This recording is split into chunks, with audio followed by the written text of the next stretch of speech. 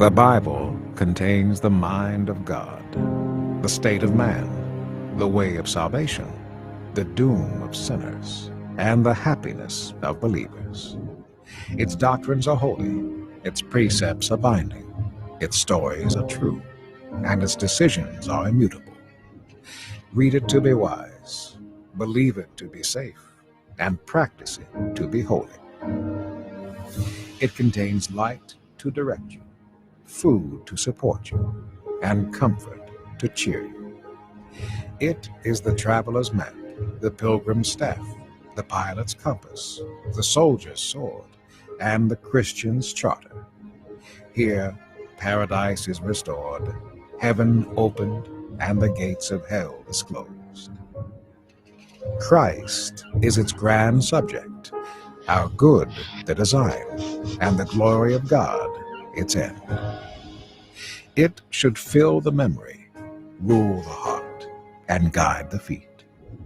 Read it slowly, frequently, and prayerfully. It is a mine of wealth, health to the soul, and a river of pleasure. It involves the highest responsibility, will reward the greatest labor, and will condemn all who trifle with its sacred contents. Pray it in, read it through, live it out, and pass it on.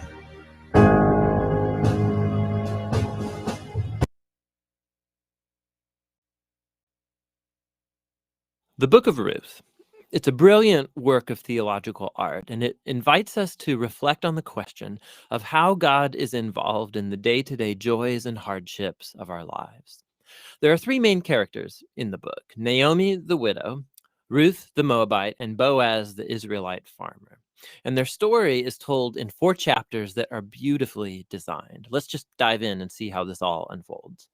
Chapter 1 opens with this line: "In the days when the judges ruled." And it reminds us of the very dark and difficult days from the book of Judges. And here we meet an Israelite family in Bethlehem, struggling to survive through a famine. And so, in search of food, they move on to the land of Moab, Israel's ancient enemy. And there, the father of the family dies, and the sons marry 2 Moabite women, Ruth and Orpah. And then the sons, they die too. And so they leave only Naomi and these new daughters-in-law. And so Naomi, she has no reason to stay anymore. And so she tells her new daughters-in-law that she's moving back home. And Naomi, she knows that the life of an unmarried foreign widow in Israel is going to be very hard. And so she compels the women to stay behind. Orpah agrees, but Ruth does not. She shows remarkable loyalty to Naomi, and she says, "Wherever you go, I'm going to go. Your people will become my people, and your God will become my God." And so the two of them return to Israel together. And the chapter concludes with Naomi changing her name to Mara, which means bitter in Hebrew, and she laments her tragic fate. Chapter 2 begins with Naomi and Ruth discussing where they're going to find food. And it just so happens to be the beginning of the barley harvest. And so Ruth goes out to look for food, and it just so happens that she ends up picking grain in the field of a man named Boaz, who just so happens to be Naomi's relative. We're told that Boaz is a man of noble character, and he notices Ruth. And so after finding out more about her story, he shows remarkable generosity to her. He makes these special provisions so that the immigrant Ruth can gather grain in his field. And in doing so, Boaz is actually obeying an explicit command of the Torah to show generosity to the immigrant and the poor. Boaz is so impressed by Ruth's loyalty to Naomi. He prays for her that God will reward her for her boldness. So Ruth comes home that day, and Naomi finds out that she met Boaz, and she is thrilled. She says Boaz is their family redeemer. Now, this family redeemer thing, this was a cultural practice in Israel where if a man in the family died and he left behind a wife or children or land, it was the family redeemer's responsibility to marry that widow, to take up the land and protect that family. So Naomi, she begins to hope that perhaps there might still be a future for her family. Chapter 3 begins with Naomi and Ruth making a plan to get Boaz to notice their situation. So Ruth is going to stop wearing clothes of a grieving widow, and she's going to show signs that she's available to be married. And so Ruth goes to meet Boaz on the farm that night. And as she approaches, Boaz wakes up and he's totally startled. And Ruth makes her intentions very clear. She asks if Boaz will redeem Naomi's family and marry her.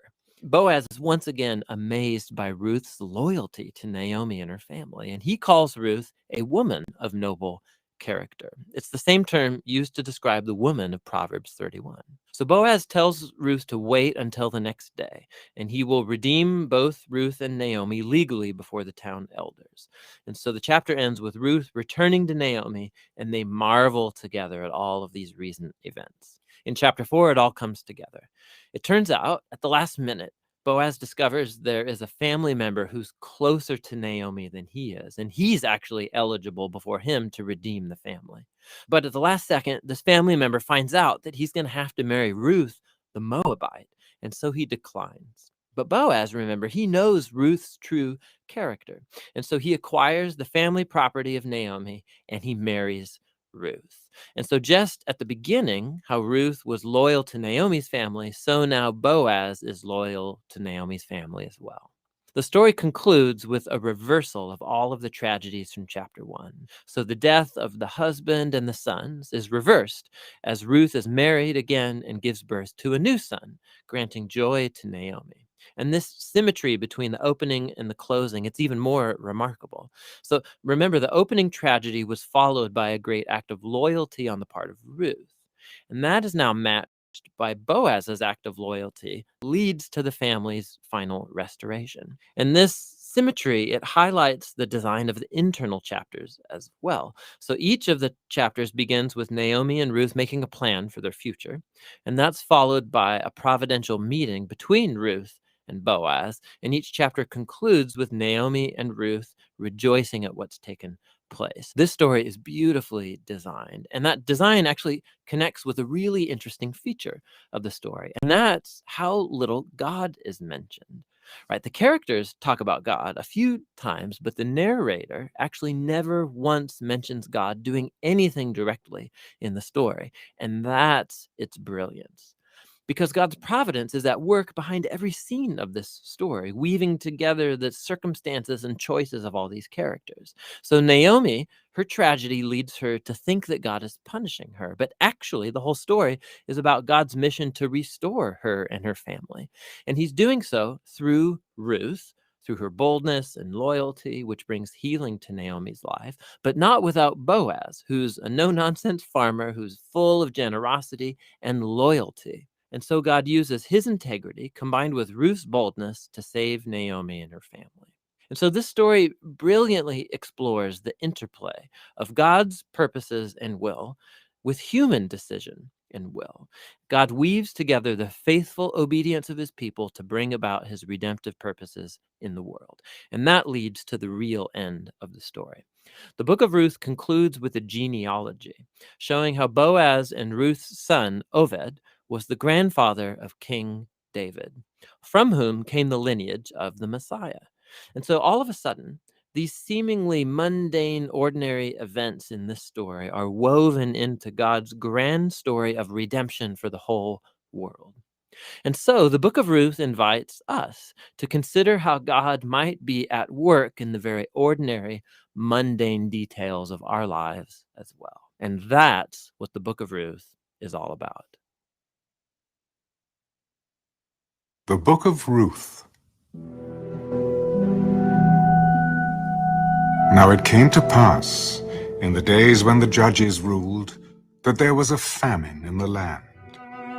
And a certain man of Bethlehem, Judah, went to dwell in the country of Moab, he and his wife and his 2 sons. The name of the man was Elimelech.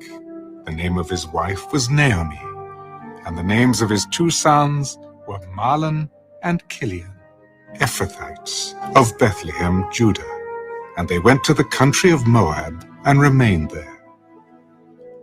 Then Elimelech, Naomi's husband, died, And she was left, and her 2 sons. Now they took wives of the women of Moab. The name of the one was Orpah, and the name of the other Ruth. And they dwelt there about 10 years. Then both Mahlon and Kilion also died. So the woman survived her 2 sons and her husband. Then she arose with her daughters-in-law, that she might return from the country of Moab. For she had heard in the country of Moab that the Lord had visited his people by giving them bread. Therefore she went out from the place where she was, and her 2 daughters-in-law with her. And they went on the way to return to the land of Judah. And Naomi said to her 2 daughters-in-law, Go, return each to her mother's house. The Lord deal kindly with you, as you have dealt with the dead and with me. The Lord grant that you may find rest, each in the house of her husband. So she kissed them, and they lifted up their voices and wept. Surely we will return with you to your people. Turn back, my daughters. Why will you go with me? Are there still sons in my womb, that they may be your husbands? Turn back, my daughters. Go, for I am too old to have a husband. If I should say I have hope, if I should have a husband tonight and should also bear sons, would you wait for them till they were grown? Would you restrain yourselves from having husbands? No, my daughters, for it grieves me very much for your sakes that the hand of the Lord has gone out against me. Then they lifted up their voices and wept again. And Orpah kissed her mother-in-law, but Ruth clung to her. Look, your sister-in-law has gone back to her people and to her gods. Return after your sister-in-law. Entreat me not to leave you, or to turn back from following after you. For wherever you go, I will go. And wherever you lodge, I will lodge. Your people shall be my people, and your God, my God. Where you die, I will die, and there will I be buried. The Lord do so to me, and more also, if anything but death parts you and me. When she saw that she was determined to go with her, she stopped speaking to her. Now the 2 of them went until they came to Bethlehem. And it happened, when they had come to Bethlehem, that all the city was excited because of them. And the women said, Is this Naomi? Do not call me Naomi. Call me Mara, for the Almighty has dealt very bitterly with me. I went out full, and the Lord has brought me home again empty. Why do you call me Naomi, since the Lord has testified against me, and the Almighty has afflicted me? So Naomi returned, and Ruth the Moabitess, her daughter-in-law, with her, who returned from the country of Moab. Now they came to Bethlehem at the beginning of barley harvest.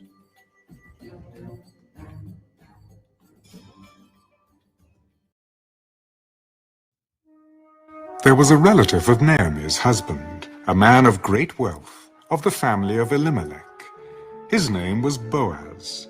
So Ruth the Moabitess said to Naomi, Please, let me go to the field, and glean heads of grain after him, in whose sight I may find favor. Go, my daughter. Then she left, and went and gleaned in the field after the reapers. And she happened to come to the part of the field belonging to Boaz, who was of the family of Elimelech. Now behold, Boaz came from Bethlehem, and said to the reapers, The Lord be with you. The Lord bless you. Then Boaz said to his servant who was in charge of the reapers, Whose young woman is this? It is the young Moabite woman who came back with Naomi from the country of Moab. And she said, Please let me glean and gather after the reapers among the sheaves. So she came, and has continued from morning until now, though she rested a little in the house. You will listen, my daughter, will you not? Do not go to glean in another field, nor go from here, but stay close by my young women. Let your eyes be on the field which they reap, and go after them. Have I not commanded the young men not to touch you? And when you are thirsty, go to the vessels and drink from what the young men have drawn. So she fell on her face, bowed down to the ground. Why have I found favor in your eyes, that you should take notice of me, since I am a foreigner? It has been fully reported to me all that you have done for your mother-in-law since the death of your husband, and how you have left your father and your mother and the land of your birth, and have come to a people whom you did not know before. The Lord repay your work, and a full reward be given you by the Lord God of Israel, under whose wings you have come for refuge. Let me find favor in your sight, my Lord, for you have comforted me, and have spoken kindly to your maidservant, though I am not like one of your maidservants. Now Boaz said to her at mealtime, Come here, and eat of the bread, and dip your piece of bread in the vinegar.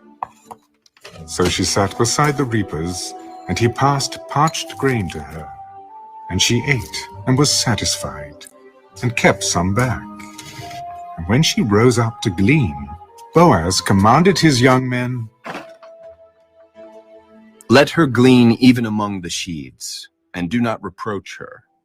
Also let grain from the bundles fall purposely for her. Leave it that she may glean, and do not rebuke her. So she gleaned in the field until evening, and beat out what she had gleaned. And it was about an ephah of barley. Then she took it up and went into the city, and her mother-in-law saw what she had gleaned. So she brought out and gave to her what she had kept back after she had been satisfied. And her mother-in-law said to her, Where have you gleaned today?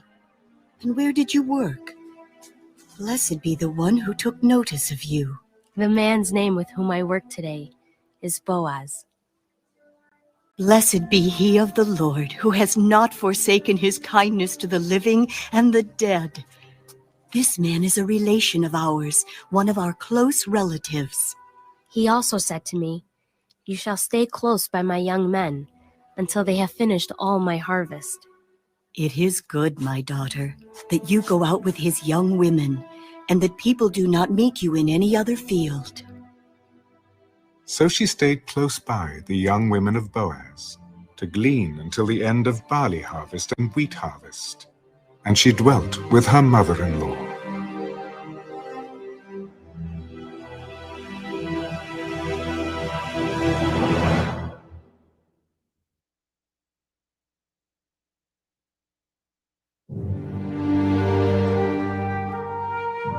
Then Naomi, her mother-in-law, said to her, My daughter, shall I not seek security for you, that it may be well with you? Now Boaz, whose young women you were with, is he not our relative? In fact, he is winnowing barley tonight at the threshing floor. Therefore wash yourself and anoint yourself. Put on your best garment and go down to the threshing floor. But do not make yourself known to the man until he has finished eating and drinking. Then it shall be, when he lies down, that you shall notice the place where he lies.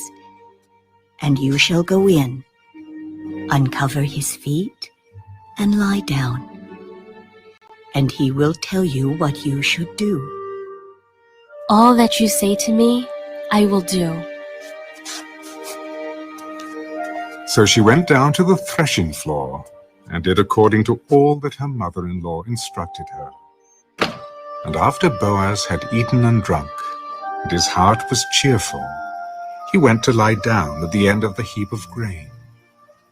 And she came softly, and covered his feet, and lay down. Now it happened at midnight that the man was startled, and turned himself, and there a woman was lying at his feet. Who are you? I am Ruth, your maidservant. Take your maidservant under your wing, for you are a close relative. Blessed are you of the Lord, my daughter, for you have shown more kindness at the end than at the beginning, in that you did not go after young men, whether poor or rich. And now, my daughter, do not fear. I will do for you all that you request, for all the people of my town know that you are a virtuous woman. Now it is true that I am a close relative. However, there is a relative closer than I. Stay this night, and in the morning it shall be that if he will perform the duty of a close relative for you, good, let him do it. But if he does not want to perform the duty for you, then I will perform the duty for you. As the Lord lives, lie down until morning. So she lay at his feet until morning.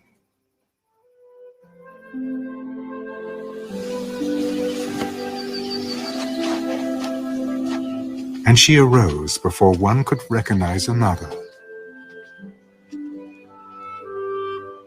Do not let it be known that the woman came to the threshing floor.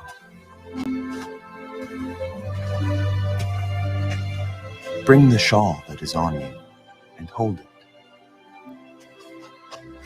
And when she held it, he measured 6 ephahs of barley and laid it on her.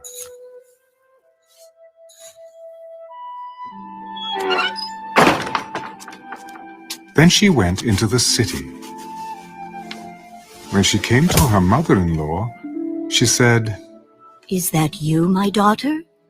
Then she told her all that the man had done for her. And she said, These 6 ephahs of barley he gave me, for he said to me, do not go empty-handed to your mother-in-law. Sit still, my daughter, until you know how the matter will turn out. For the man will not rest until he has concluded the matter this day.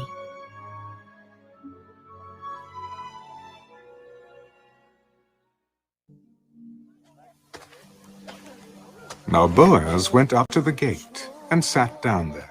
And behold, the close relative of whom Boaz had spoken came by. Come aside, friend. Sit down here.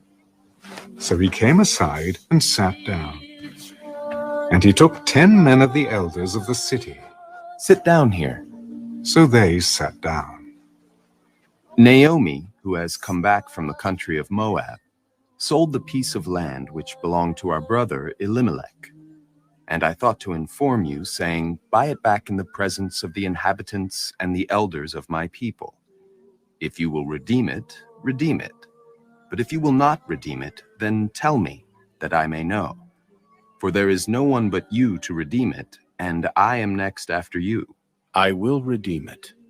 On the day you buy the field from the hand of Naomi, you must also buy it from Ruth the Moabitess, the wife of the dead, to perpetuate the name of the dead through his inheritance. I cannot redeem it for myself, lest I ruin my own inheritance. You redeem my right of redemption for yourself, for I cannot redeem it. Now this was the custom in former times in Israel concerning redeeming and exchanging. To confirm anything, one man took off his sandal and gave it to the other, and this was a confirmation in Israel. Therefore the close relative said to Boaz, Buy it for yourself. So he took off his sandal. And Boaz said to the elders and all the people, You are witnesses this day that I have bought all that was Elimelech's and all that was Kilion's and Mahlon's from the hand of Naomi. Moreover, Ruth the Moabitess, the widow of Mahlon, I have acquired as my wife, to perpetuate the name of the dead through his inheritance, that the name of the dead may not be cut off from among his brethren and from his position at the gate. You are witnesses this day. We are witnesses. The Lord make the woman who is coming to your house like Rachel and Leah, the two who built the house of Israel. And may you prosper in Ephrathah and be famous in Bethlehem. May your house be like the house of Perez, whom Tamar bore to Judah, because of the offspring which the Lord will give you from this young woman. So Boaz took Ruth, and she became his wife. And when he went into her, the Lord gave her conception, and she bore a son. Then the women said to Naomi, Blessed be the Lord, who has not left you this day without a close relative, and may his name be famous in Israel. And may he be to you a restorer of life and a nourisher of your old age.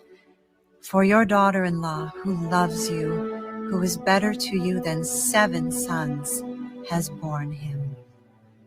Then Naomi took the child and laid him on her bosom, and became a nurse to him. Also the neighbor women gave him a name. There is a son born to Naomi.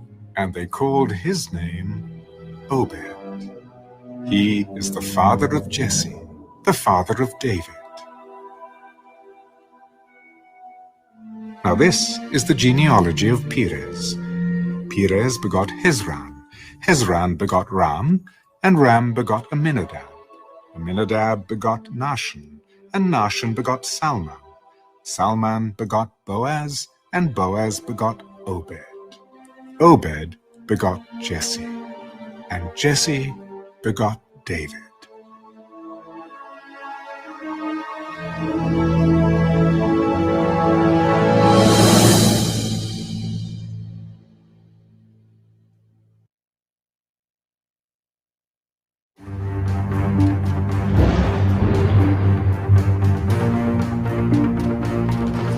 From the year 1228 BCE until 879 BCE, the young Jewish nation, still fresh in their homeland, lurched unsteadily through the era of the judges, like a battered ship, scaling peaks of clarity, then plunging into immorality and suffering.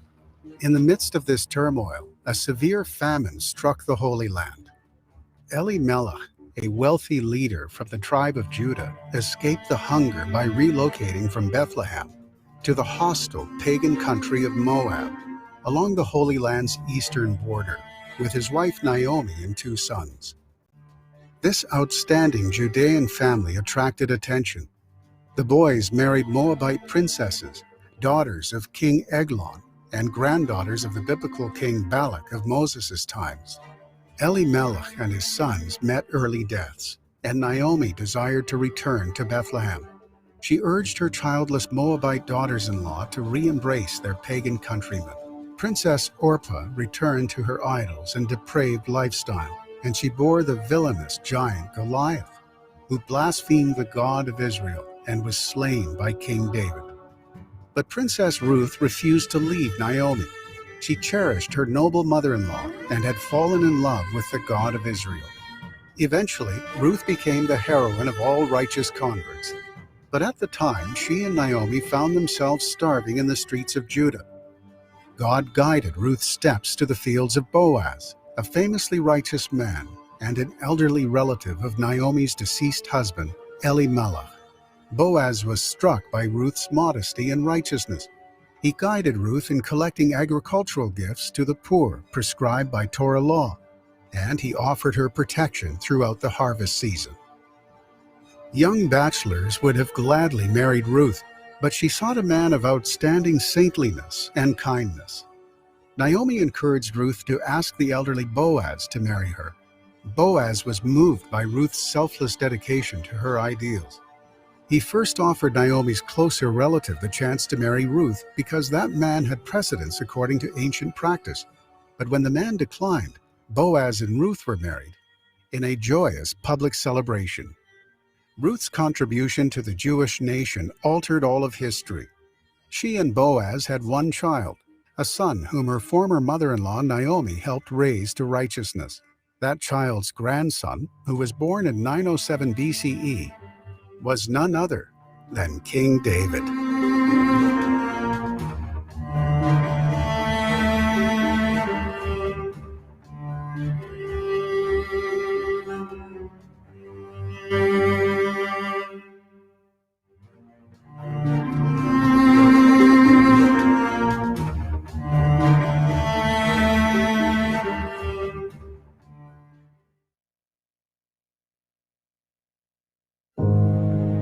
The Bible contains the mind of God, the state of man, the way of salvation, the doom of sinners, and the happiness of believers. Its doctrines are holy, its precepts are binding, its stories are true, and its decisions are immutable. Read it to be wise, believe it to be safe, and practice it to be holy. It contains light to direct you, food to support you, and comfort to cheer you. It is the traveler's map, the pilgrim's staff, the pilot's compass, the soldier's sword, and the Christian's charter. Here, paradise is restored, heaven opened, and the gates of hell disclosed. Christ is its grand subject, our good the design, and the glory of God its end. It should fill the memory, rule the heart, and guide the feet. Read it slowly, frequently, and prayerfully. It is a mine of wealth, health to the soul, and a river of pleasure.